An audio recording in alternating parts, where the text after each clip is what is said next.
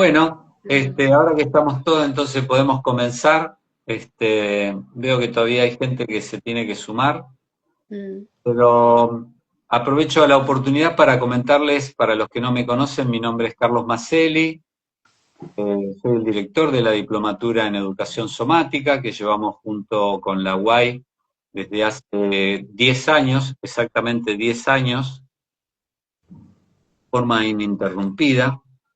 Y hoy la idea es poder conversar y hacer una mirada cruzada para enriquecer nuestra práctica desde dos técnicas, dos perspectivas que son fundantes de nuestro trayecto educativo, como son la eutonía y la técnica Alexander.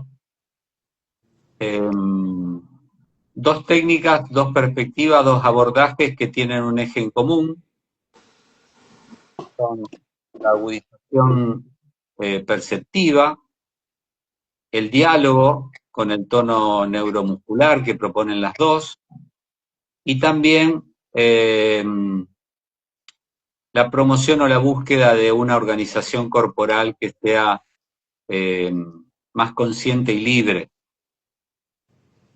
Así que, ya entrando en tema, me gustaría que nos cuentes, Valeria, un poquito de qué va la técnica Alexander. ¿Cómo le explicarías a alguien, a un neófito o a alguien que no está en tema, qué es la técnica Alexander?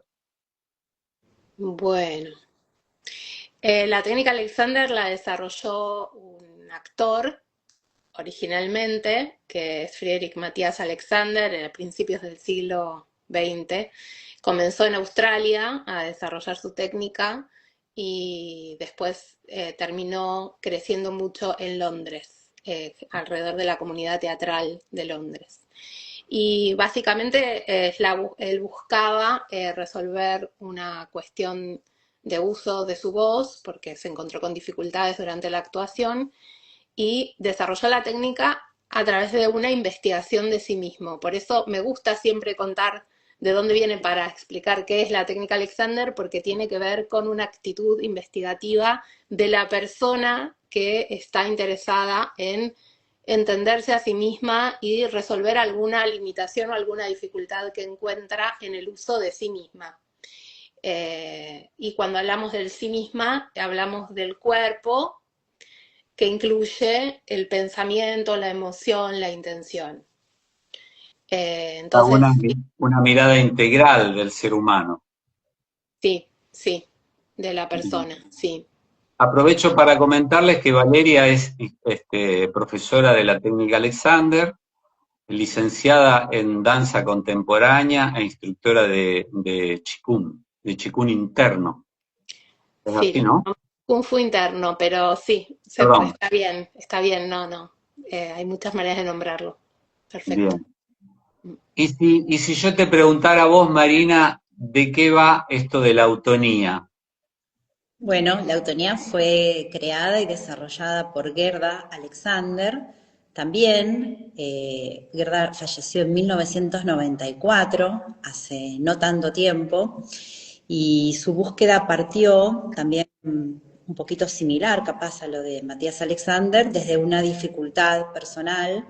Ella tuvo fiebre reumática y ella estaba dedicada a la danza, o se quería dedicar a la danza, y se le aconsejó que buscara otra profesión porque como consecuencia tal vez de su enfermedad no iba a poder desarrollarse. Y lo que a mí me gusta siempre comentar también es cómo una dificultad puede ser como una montaña inmensa, que una persona se queda de la montaña para acá y no la pasa, o busca caminos para poder recorrer, atravesar, subir, bajar, ladear esa montaña. Y eso fue lo que hizo Gerda Alexander, explorando en su propio cuerpo formas de moverse que le requirieran poca energía, tal vez, poco esfuerzo. Y a partir de esa búsqueda inicial, desarrolló los principios que son con los que trabajamos los eutonistas, que son principios pedagógicos y metodológicos de la autonía, que ayudan a una persona tenga o no tenga dolores en su cuerpo, tenga o no tenga dificultades para moverse, la ayudan a desarrollar su ser completo, integrando cuerpo, mente y emoción. Perfecto. O sea que podemos decir que hay un montón de puntos en contacto entre estos dos abordajes. Y por ejemplo, volviendo a Valeria, eh, ¿cómo sería, por ejemplo, una muestra o una pequeña prueba o práctica si le Mm. queremos mostrar a la gente de qué se trata la técnica Alexander? ¿Es posible hacerlo? Acá, Sí, ahora, eh, ahora, en este bueno, momento. sí, primero me gustaría sí aclarar que la técnica Alexander se enseña a través del contacto y de la presencia uno a uno. O sea, esa es la forma que Alexander desarrolló para invitar a la persona a desarrollar, a construir una conciencia de sí misma durante la actividad a través del acompañamiento verbal y del contacto del profe a través de las manos. Eso es un trabajo que se entrena de forma muy exhaustiva a través de 3 años de formación, de 3 horas y media por día, de trabajar en una misma para después poder poner manos. Por eso es muy importante decirlo, porque es un elemento primordial de la técnica Alexander. Sin embargo, todos los procedimientos que atravesamos, o sí, las exploraciones que atravesamos con este acompañamiento, sí que tienen unos principios que se pueden transmitir a través de actividades distintas verbalmente, ¿no? Entonces, hoy, como esta es nuestra condición, nuestro contexto, lo voy a hacer verbalmente. Para quien quiera explorarlo conmigo, se me ocurrió, ya que estamos en la situación mediatizada por la pantalla, explorar qué está pasando con los ojos y así poner en práctica los principios fundamentales de la técnica que tienen que ver con eh, la, la, inhibición de las reacciones automáticas para dar permiso a un uso distinto de esta estructura psicofísica. Es Entonces, muy para empezar, importante, sí, perdón, Valeria, pensaba que era muy importante esto que acabas de explicar, porque justamente la diplomatura, que es un trayecto que dura 9 meses, es completamente virtual. Entonces, sí, comprender que la virtualidad a veces, si bien es verdad que es distinta a la presencialidad, este, podemos construir procesos y podemos igualmente entrar en contacto con un valor que podemos sumar a nuestra profesión, ¿no? claro, y también, perdón, las técnicas y las estrategias que cada técnica desarrolló históricamente con los medios que fue teniendo a mano, también van innovando en sus modos, ¿no? Y bueno, yo desarrollé una manera también de trabajar con el contacto sobre uno mismo, de trabajar, ¿no? Que es distinto, no es lo mismo que haber tenido la experiencia. Hay algo muy hermoso de la técnica que tiene que ver con la transmisión de generación en generación a través del contacto, ¿no? Como que hay algo medio ritual, que sí, no tenemos el contacto directo, pero sí, bueno, hay una experiencia que se puede transmitir verbalmente y ofreciendo estrategias que vienen a ocupar esos lugares que nos perdemos en la virtualidad, pero son muy ricos, porque hay algo de este proceso, de los procedimientos de la técnica que queremos que estén en la clase presencial, pero es más difícil que estén porque la persona viene más a entregarse a las manos del profesor. Y eso hace que, bueno, es todo un trabajo cuando uno recibe a una alumna en la clase de Alexander y sabe y vamos a trabajar con manos y qué sé yo, lo más habitual y sí, cotidiano en nuestra sociedad es el profe me hace, ¿no? Y en el caso de la Ujú. técnica Alexander, no es una terapia, es un proceso educativo, reeducativo, y la presencia y la actitud activa de la alumna es importante, pero es más difícil en la presencialidad que en la virtualidad. En la Ah, virtualidad cada alumna se hace mucho más cargo de sí misma. Entonces, bueno, cada espacio tiene su riqueza. claro. Sí. Eh, y en eutonía, ¿cómo sería, Marina, que aprovecho y comento, porque no lo dije antes, que Marina es profesora de eutonía, formada en la Escuela Argentina de Eutonía y también en el Instituto Brasilero. Entonces, te doy la palabra, así nos contás un poco. Claro, claro. Estaba escuchando a Vale y, bueno, Gerda Alexander proponía que este trabajo de contacto, que también lo tiene la autonía, con el principio del contacto consciente, tiene que comenzar por la propia persona, siempre, la que se está formando como eutonista, y después lo va a poder aplicar en otra persona. Entonces, desde sus comienzos, la autonía tiene el trabajo del contacto consciente enseñado a la propia persona. Entonces trabaja mucho la conciencia del contacto, que no es lo mismo, porque la autonía lo trabaja en particular, diferenciar lo que es tocar la piel, que sería un contacto más superficial, al contacto consciente, que implica la conciencia de poder tocar y sentir hacia adentro, a la profundidad del cuerpo, y también el contacto hacia afuera, el espacio radiante, el espacio personal, el espacio radiante y el espacio total. O sea que se trabaja especialmente con ese desarrollo. Entonces las clases, que pueden ser tanto presenciales, grupales o individuales, son opciones que uno puede elegir según cómo ve cómo está llegando cada persona. Si la persona necesita de un espacio individual porque necesita comprender con más profundidad, o desde este punto de vista tiene más limitaciones para trabajar con conciencia sobre su tono, que de ahí viene la palabra eutonía, se recomienda por ahí el abordaje individual, pero si no, se enseña en forma grupal. Y Gerda Alexander transmitía, ella con su intención, de que no se cree dependencia entre el alumno y el profesor. Entonces, por eso ella prefería la enseñanza grupal más que la individual, pero la individual es parte de la autonía también. Y aprovechando que nombraste que yo me formé en el Instituto Brasilero de Autonía, esto lo pude hacer en la pandemia. Entonces, ahí como que pude desarrollar y aprender junto con mis profesoras cómo transmitir la autonía en forma virtual, porque al igual que Vale, venía de una experiencia puramente presencial, individual o grupal, pero presencial. Y la verdad es que se puede transmitir perfectamente en forma online. Hay una característica de la autonía, y es que el profesor, la profesora de autonía, no muestra lo que hay que hacer, a diferencia de otras técnicas, por ejemplo, como el yoga, entre otras infinitas que hay de técnicas corporales somáticas. Entonces, el estar a distancia no trae en ese punto ningún impedimento, porque en verdad el alumno, la alumna en la clase puede hacerla con los ojos cerrados permanentemente. Lo que tiene que hacer es ir interpretando las consignas verbales que se le van a dar. Entonces, en ese sentido, la virtualidad como que no trae mayor complicación. Lo que por supuesto no se puede hacer es tocar a la persona, pero como decía al comienzo, como desde sus principios está que el eutonista o quien haga la clase aprenda a tocarse a sí mismo, esto viene de entrada con el paquete, digamos. Entonces hay mucho que se puede hacer desde la virtualidad. Bien. Yo estoy ansioso porque nos muestren un poquito alguna vivencia, porque creo que la educación somática justamente va de esto, ¿no?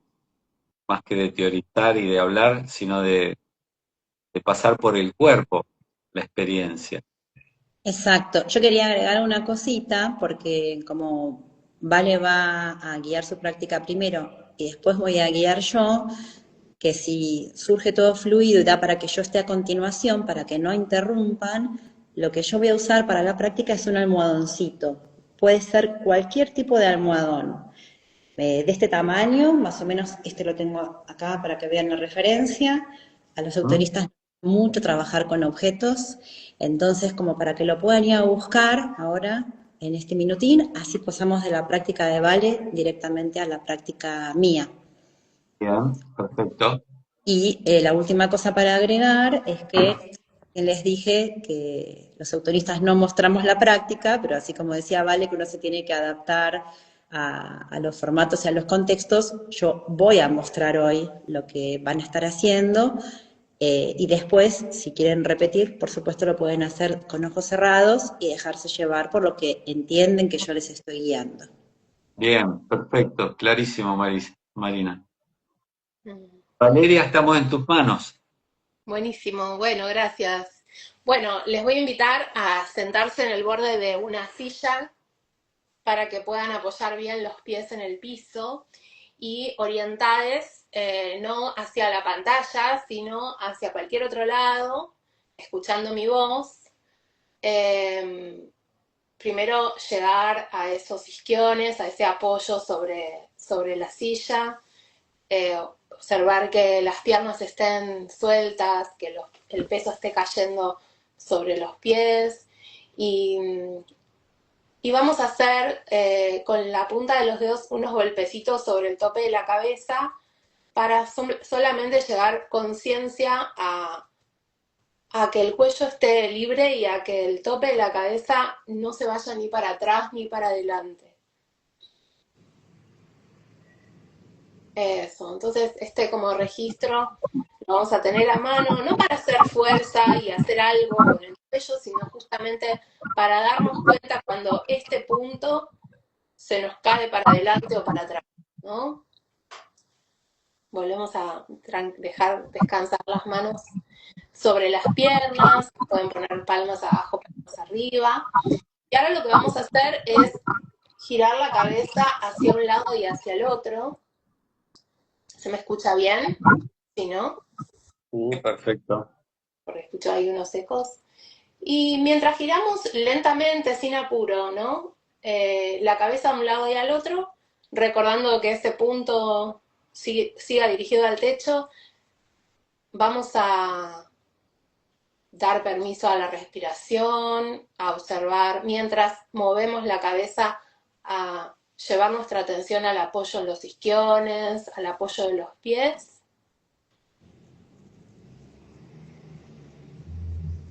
Y a qué están haciendo los ojos durante este movimiento. ¿Qué ven los ojos mientras yo muevo la cabeza a un lado y al otro?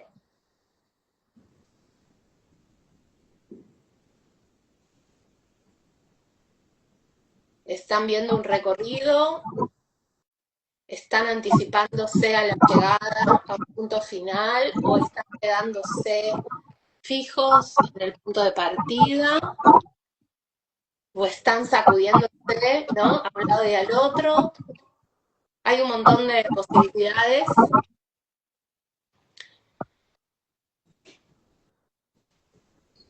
Solamente registren cuál es la tendencia que aparece y de a poco vamos a volver a mirar hacia adelante, observar cómo está el cuello, en el sentido de si estamos haciendo fuerza acá adelante o por detrás, cómo estamos respirando, si la mirada está fija en un punto o está viendo lo que hay por delante, si está libre. Y ahora vamos a conscientemente invitar el movimiento de la cabeza hacia la derecha, yendo primero con los ojos y después con la cabeza. Y al volver, vamos a intentar que los ojos no se queden clavados en un punto ni que se adelanten, sino que vean el recorrido, ¿no? Como si la cabeza fuese una cámara, los ojos fueran una lente que registra. Observamos si los ojos están adelantando en el regreso. Entonces vuelvo al centro y hago lo mismo al otro lado. Voy desde los ojos y voy con la cabeza invitada por la mirada. Pero para volver, vuelvo con la cabeza y observo que mis ojos, o invito a mi mirada a recorrer el espacio frente a ella, ¿no? Como que el espacio vaya llegando a mi mirada.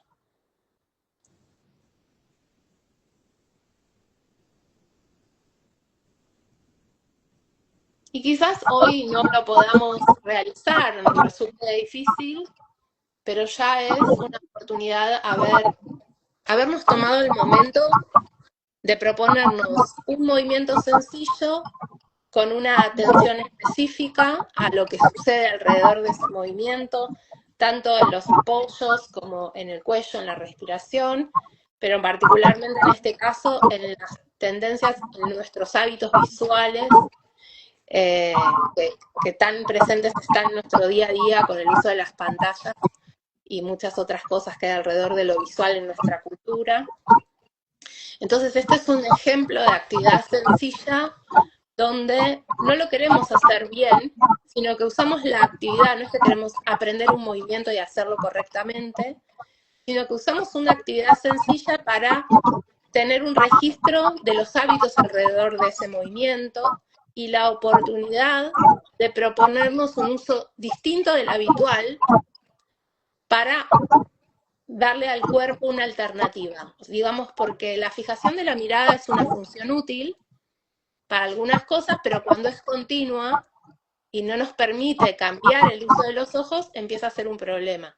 Empieza a ser un problema para la alineación de la cabeza y para actividades complejas en particular, ¿no? Entonces, darnos la opción no es porque la opción sea mejor, sino porque es la menos habitual y es también útil, ¿sí? O A sea, esto Valeria, nosotros, sí, Valeria, que lo que se busca no es un movimiento que esté correcto o que esté bien o mal, no, no. no. Lo que sí existe en la técnica Alexander es el concepto de ventaja mecánica. Eso sí existe, que tiene ¿Mm? que ver con una estimación de que si el peso de 6 kilos de la cabeza está mal alineado o está desorganizado por demasiada tensión en el cuello, bueno, el peso de 6 kilos va a tener un efecto sobre el resto de la estructura. Ese tipo de miradas sí existe en la técnica Alexander y algunas personas lo confunden con la postura correcta. ¿Sí? Ajá. Porque ya se lee la propuesta de la técnica desde una perspectiva que va hacia ese lugar. Pero todo lo que tiene que ver con ventaja mecánica tiene que ver con solamente lo que es más eficiente y no como una posición, sino como una disposición que nos permita registrar distintos planos de actividad e ir deshaciendo hábitos que no son funcionales a ese objetivo de ese movimiento. Hábitos que no somos conscientes la mayoría de las veces, ¿no? Claro, y al no poder registrarlos, no los podemos modificar. Y sí que son dañinos. Entonces, bueno, parte de lo que entendió Alexander, que para mí es lo más revolucionario de la técnica, es que lo que registramos sensorialmente ya se encuentra afectado por nuestros hábitos de uso.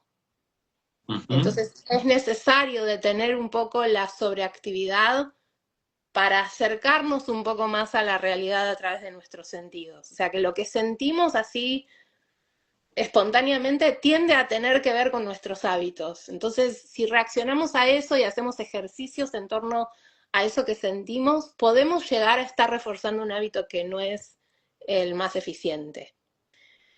Ok. Y Marina, ahora, ¿terminaste, Valeria, con la Sí, experiencia? sí, sí, Bien. sí. Yo Gracias. quisiera que antes de pasar a la experiencia de eutonía, sí, observando, digamos, teniendo en cuenta lo que nos acaba de mostrar y enseñar Valeria, ¿qué diferencias notas con la eutonía? Tal vez que recién dio Val, no sé si hay una práctica así, este pedacito fuera del contexto de Se Se te está escucha, cortando un poquito. hay delay, sí. ahora. A ver ahora, ahora no. ¿Magia? Voy más lento entonces. Sí. Claro. Ahí está. Decía que tal vez con este pedacito de práctica fuera del contexto de la actividad general, así no se anote mucho que haya una diferencia. Pero en lo que estaba explicando, me parece que sí, podría llegar a ser en el tema de que la autonía pone mucho atención, mucho énfasis a las sensaciones. Y la sensación que la persona reconoce, las percepciones que una persona tiene sobre sí misma, una parte del cuerpo o cómo está funcionando una parte del cuerpo, la autonomía las toma como válidas. O sea, ahí no hay ningún error. No aparece esa palabra, aunque no sé si fue la palabra que usó Vale, pero en ese sentido es desde lo que se parte. Por ejemplo, Lerda Alexander tenía unos test de autodiagnóstico, había varios, pero uno de ellos son las llamadas posiciones de control o posiciones de autoobservación, donde se propone que la persona esté sintiendo y percibiéndose qué es lo que le está pasando en cada una de esas posiciones para después de ahí derivar en un autotratamiento. O sea, siempre está como mucho más enfocado en que la persona entienda por sí misma qué es lo que le está pasando, dónde hay distonías y busque caminos para solucionarlas. Y el otro tipo de test es modelando con los ojos cerrados la propia figura, como la propia, modelar con arcilla la propia figura, su propio cuerpo. Y ahí, o sea, se rescata como muy valioso los lugares que, por ejemplo, no aparecen. Puede ser que a una persona no le aparezca un pie, puede ser que a una persona no le aparezca la nariz, que después puede justificar, ¿no? No hice la nariz porque pensé que había que hacer, o sea, sin justificación, es valorar, mirar eso que aparece como muy importante, como un punto de partida fundamental. Y eso es mi verdad, esa es mi verdad de hoy. Se me ocurre, pero no sé si realmente Interesante. hay diferencias, pero por ahí es como está visto nada más, porque en el Sí. fondo las dos apuntan a que la persona recupere su, depende cómo lo nombremos, ¿no? Pero su tono flexible para poder estar disponible para hacer las tareas que quiera hacer en su vida. Bien, bien, perfecto. Mm. Yo no les voy a acompañar en esta experiencia porque no tuve tiempo de buscar el almohadoncito.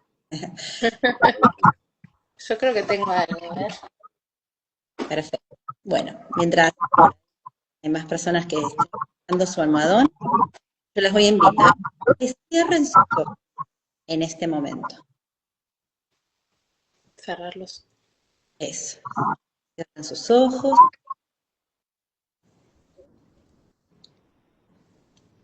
lleven su atención a su cara, a la piel de su rostro y sientan a través de la piel de su rostro la temperatura del ambiente en donde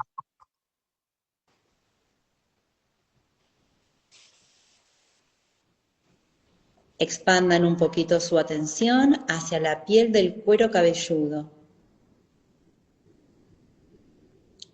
Y fíjense si sienten alguna diferencia en cuanto a cómo perciben la temperatura del ambiente desde la piel del cuero cabelludo y desde la piel del rostro, que es un único tejido, la piel, pero en cada parte lo nombramos piel de la cara, piel del cuero cabelludo.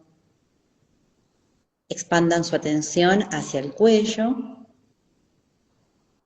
y fíjense si les es posible distinguir, sintiendo su piel, en donde la piel deja de estar al descubierto y en contacto directo con el aire, a estar cubierta por ropa.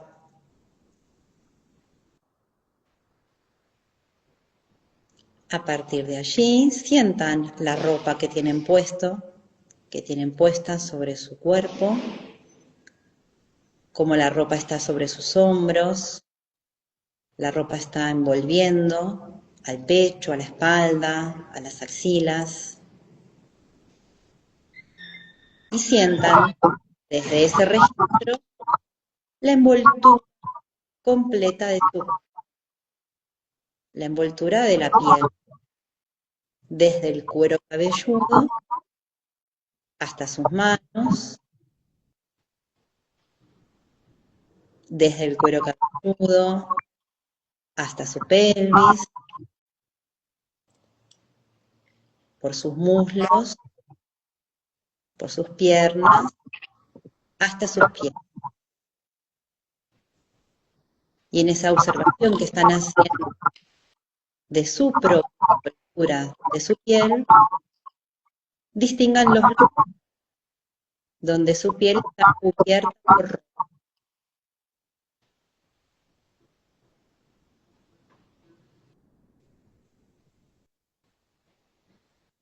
Lleven su atención al pecho, a las axilas, y quédense observando si cuando inhalan, cuando exhalan, la piel se acerca o se aleja de la ropa.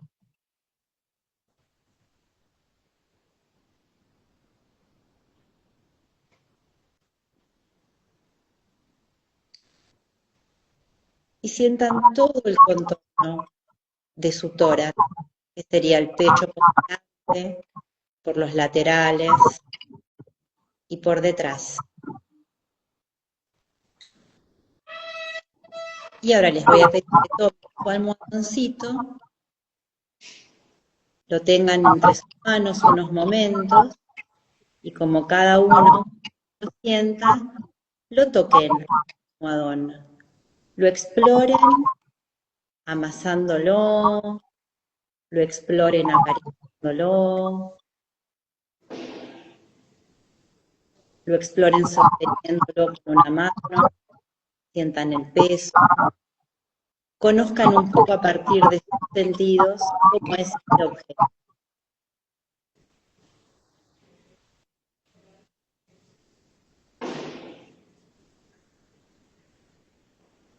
Y ahora les voy a pedir que toquen este almohadón en la axila entre el borde medial de su brazo, o la parte del brazo que apunta hacia el tórax, y su tórax.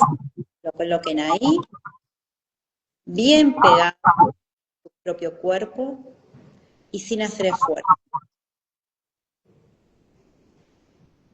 Y observen si, a pesar de que yo les propongo que no hagan esfuerzo, si tal vez están haciendo algún esfuerzo innecesario para sostener el almohadón. Tiene que ser justo. Tal vez si se paran demasiado se les cae, pero si están apretando demasiado, hay un esfuerzo innecesario.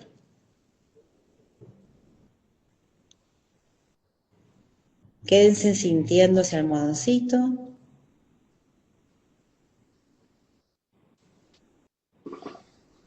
Sientan el almohadón desde su brazo.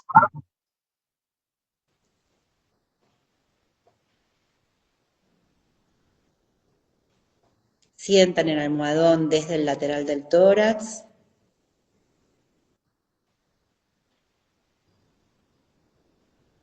Fíjense si lo pueden sentir desde la piel de la axila.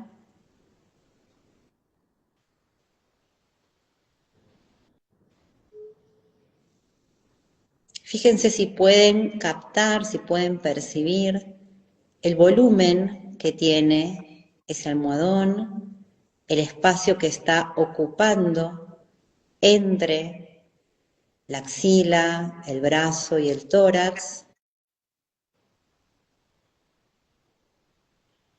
Y prueben respirar de manera diferente, tan solo para ver si el tórax, con esas respiraciones que puedan hacer variables, de alguna manera empuja al almohadón.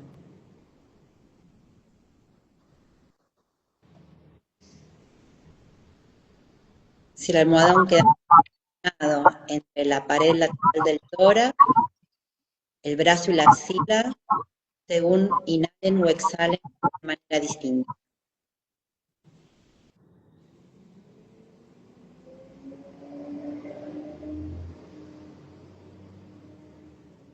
Háganlo algunas veces más y cuando ustedes quieran, retiran el almohadón, mantengan sus ojos cerrados unos momentos más, sin apuro.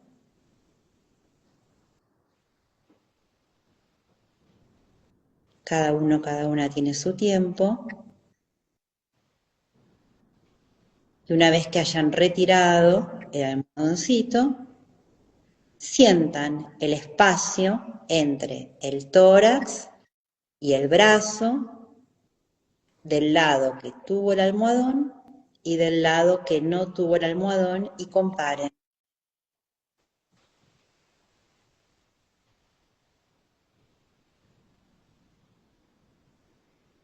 Sientan sus dos hombros y comparen. Sientan los laterales del cuello y comparen.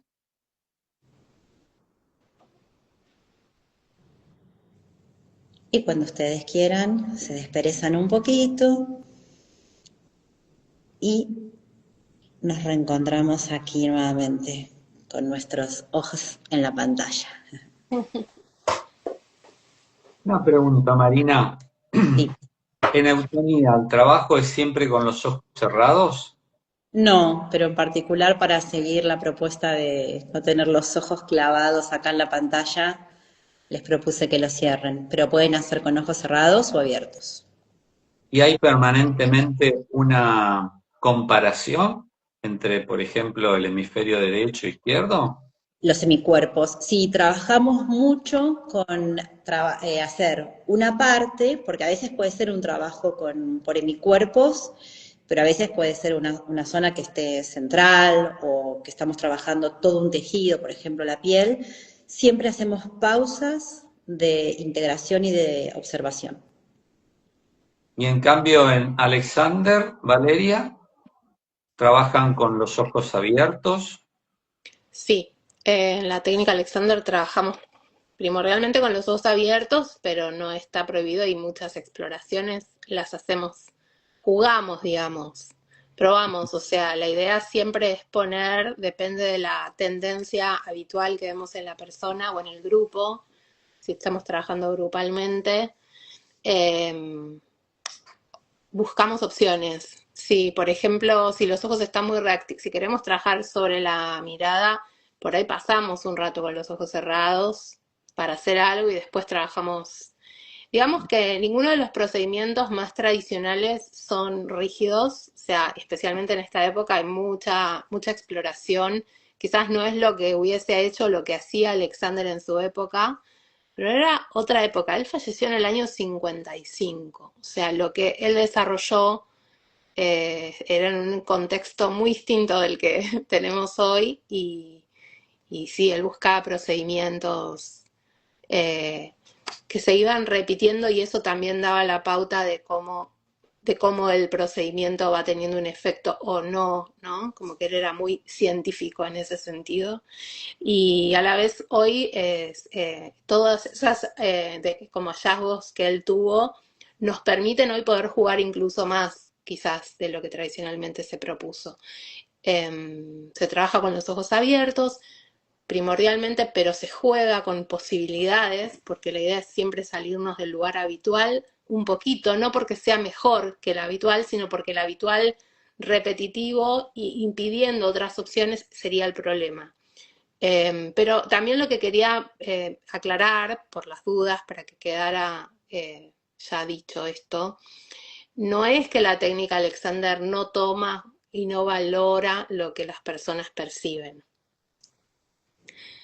No lo toma como absoluto, ¿no? No lo toma como, bueno, si vos lo percibís así, es 100% así, sino que considera que en ese proceso de percepción está involucrado el hábito y algo puede estar no siendo completamente preciso y entonces la estrategia es no reaccionamos de forma inmediata a lo que percibimos, sino que lo tenemos en cuenta, pero esperamos un poquito que aparezca quizás otra posibilidad. Simplemente es eso, abrir la posibilidad de eso que no imaginamos como posible, porque nuestros sentidos ya nos están marcando lo que es como es.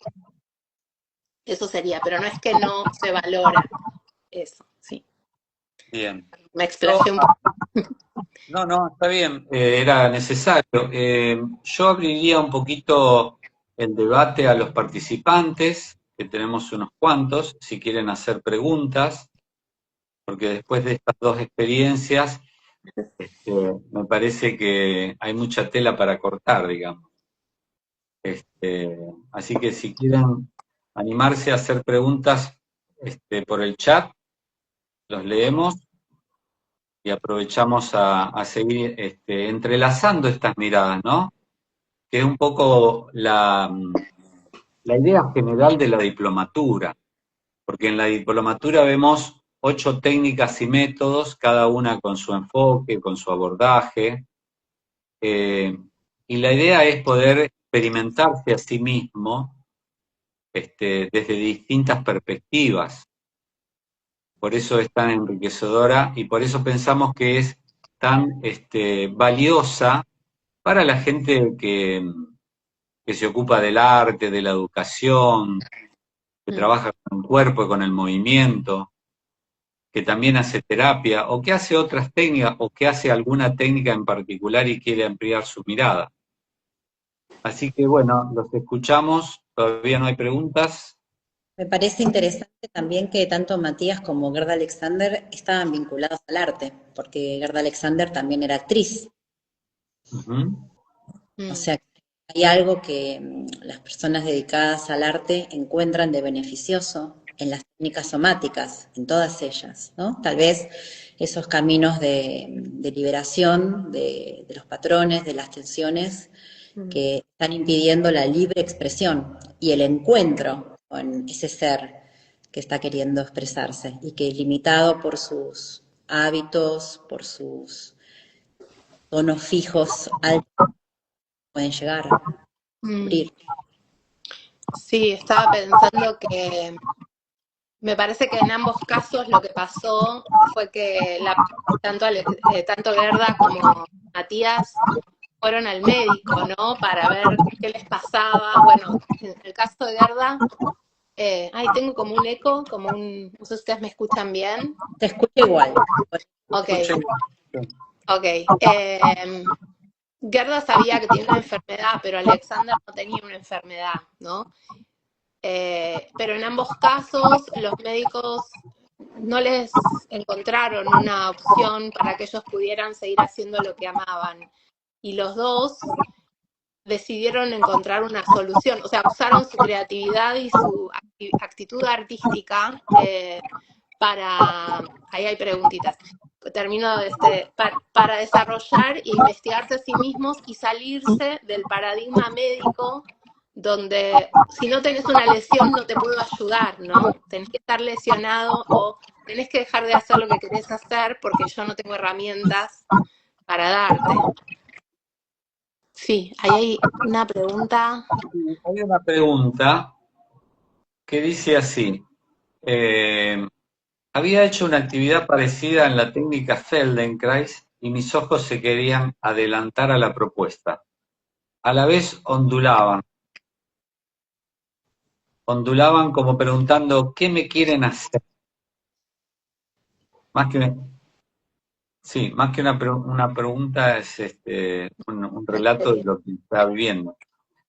Y agrega, interesante poder observar cómo se manifiesta la anticipación, ansiedad. Exacto. Esta es una de las cosas que Alexander encontró que le pasaba al declamar y por lo cual se generaba a sí mismo un daño o un impedimento, que tenía que ver con el deseo de hacer algo correctamente y cómo eso, porque él se dio cuenta que el problema que se quedaba afónico le sucedía cuando declamaba durante la actuación, pero no en el habla cotidiana. Entonces ahí se dio cuenta que, debe haber algo cuando yo actúo que me pasa emocionalmente también, que tiene que ver con querer hacerlo bien, querer gustar, querer convencer al público, ¿no? Y ahí él reconoció el reflejo de sobresalto en este acto de justo antes de la acción que quería realizar. Y tiene que ver con la ansiedad, tiene que ver con el deseo de hacer algo correctamente, el temor de no poder hacerlo, anticiparse. Interesante eso que decís, Valeria, porque estamos hablando de principios del siglo pasado. O sea, donde todavía la concepción Descartes, de cuerpo separado de espíritu y, digamos, una mirada muy cartesiana donde las emociones y los sentimientos prácticamente no había ningún tipo de registro. Era el comienzo de la psicología, además. Ni siquiera se hablaba en ese momento de la inhibición desde el punto de vista psicológico, y Alexander empezó a usar esa palabra para otra cosa que tenía que ver con inhibir la reacción inmediata a los estímulos, inhibir ese reflejo de sobresalto que se presenta cada vez que quiero hacer algo, que es innecesario en esa ocasión. Y hoy usamos la palabra inhibir y todo el mundo la interpreta como desde el punto de vista de la psicología, que en la época que él la acuñó no existía todavía. Me parece muy interesante también el momento, ¿no?, en que él llegó a estos hallazgos. Totalmente, porque realmente pensar en ese modo o percibir de ese modo en aquel momento seguramente era algo inusual, fuera de lo común.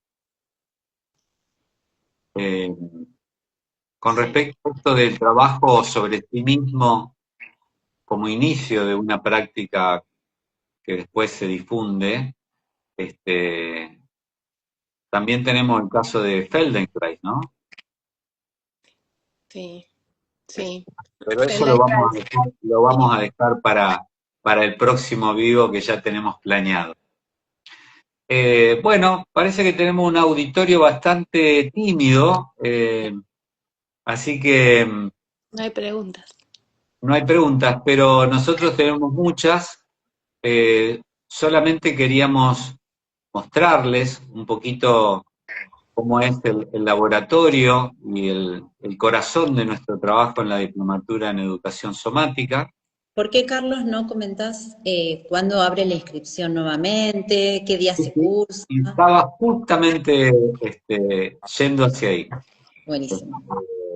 Ahora en el mes de agosto, nosotros reabrimos las inscripciones para la diplomatura.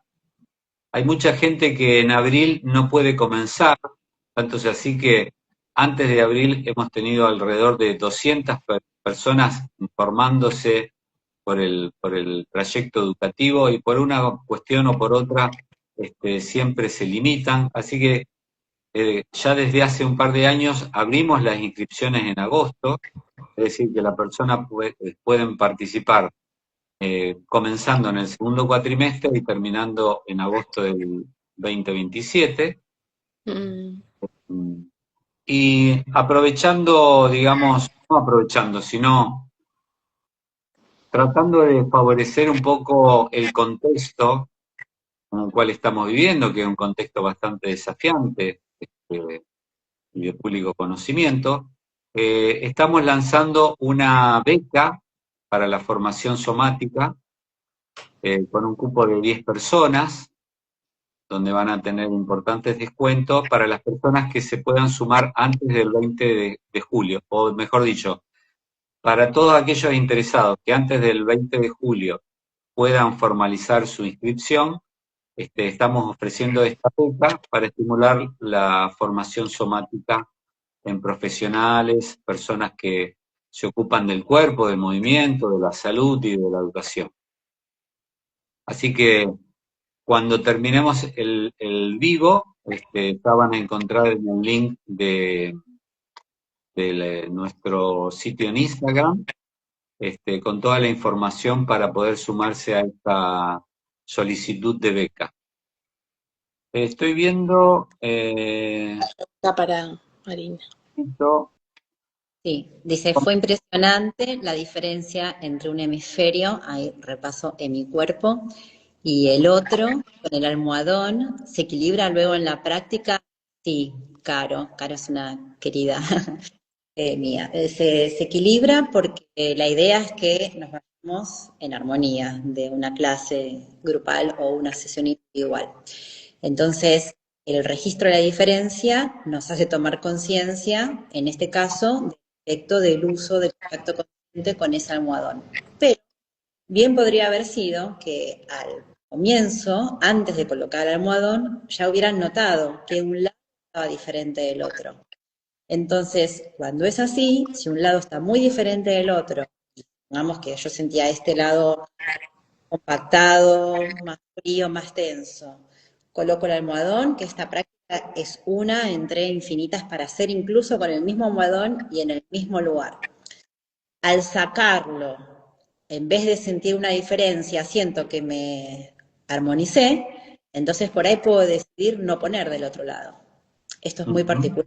Por lo menos yo en las clases siempre trabajo proponiéndoles que observen con qué lado quieren empezar cuando es un trabajo por hemicuerpos y que después decidan si quieren trabajar en otro lado o no. Pero la idea no es quedar en desarmonía. Igual, a veces, por más que uno quiera hacer de un lado del otro y después vuelva a hacer de un lado y del otro, igualmente se sigue sintiendo esa desarmonía o distonía porque el trabajo es lento. No sé cómo es con la técnica Alexander Vale, pero a la autonía no puede venir alguien con mucha prisa por solucionar sus temas porque el trabajo de autopercepción es lento.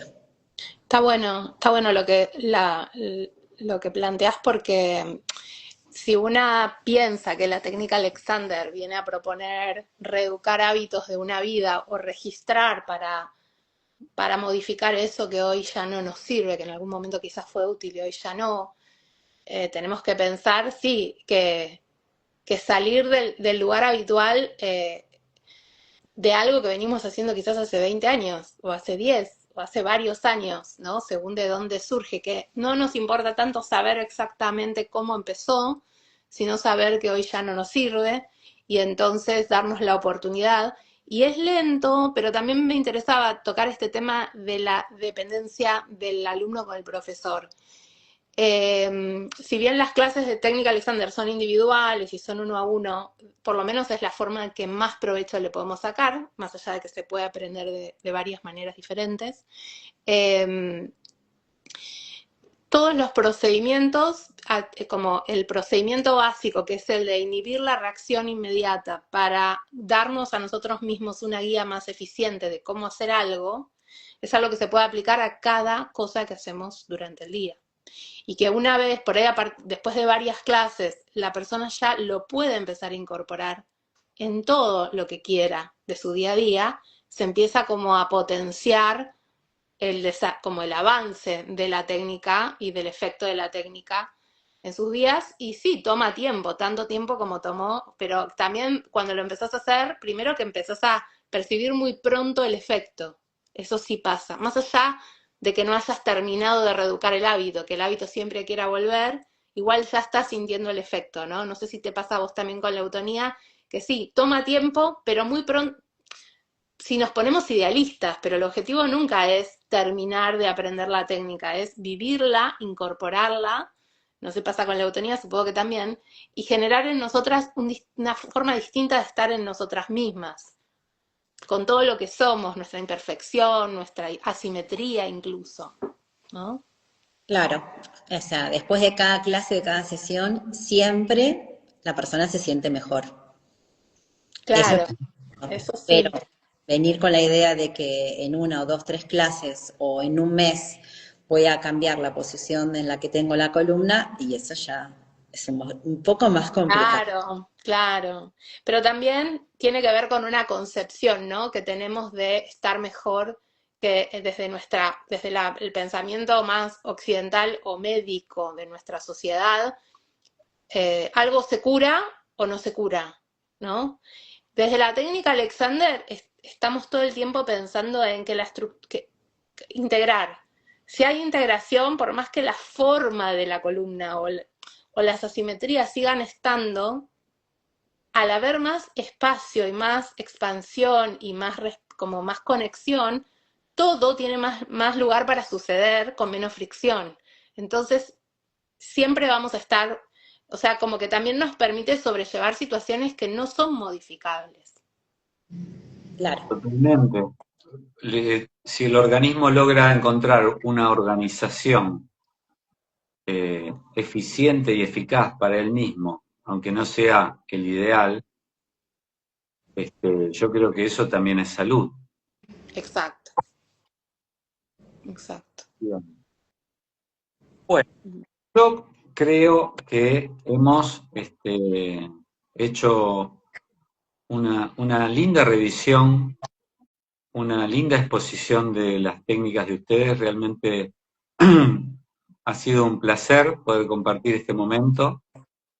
La idea desde la diplomatura es poder proponer nuevos videos, nuevos vivos, intercambiando con otra de las técnicas que también atravesamos durante este año.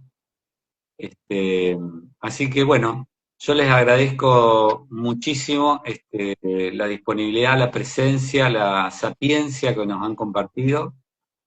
Invito nuevamente a las personas que estén interesadas a que antes del 20 de julio puedan sumarse, aprovechando esta oportunidad. Y bueno, no sé si quieren aportar algo más. Solo recordarles que si ven el vivo en otro momento y ustedes dejan los comentarios, nosotros seguimos disponibles para poder responderles sus dudas. Exacto, sí, también pensaba en eso. Bien. El vivo lo vamos a subir a nuestro canal de YouTube, así que encontrarán, en el día de la fecha van a encontrar el link para que puedan ir directamente a verlo para aquellos que no han podido estar presentes. ¿Cuál es el canal de YouTube de la El diplomatura? canal de YouTube es de la Diplomatura en Educación Somática y pueden acceder directamente desde el link de la bio en Instagram.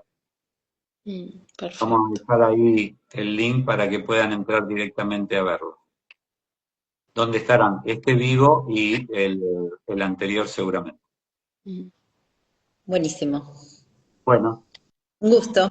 Bueno, gracias. Sí, hermoso, hermoso encontrar, aprender también, sí, y apreciar un poco la historia, las conexiones y el valor que tienen estas prácticas todas, porque somos todos diversos y justamente por eso está bueno que haya distintas propuestas. Eso. Totalmente, por eso estamos acá. Si yo pienso en 20 años atrás, cuando este tipo de prácticas pertenecían a un cierto grupo y era muy limitado, creo que hemos avanzado mucho. Todavía hay mucho trabajo por hacer para los que pensamos que la educación somática tiene un valor realmente interesante e importante en la educación de esta sociedad que estamos transitando. Pero bueno, todavía queda trabajo por hacer y acá estamos. Bueno, gracias. Bueno, que tengan un buen día, un buen fin de semana. Igualmente. Saludos. Nos vemos en la próxima. Chao. Chau, chau.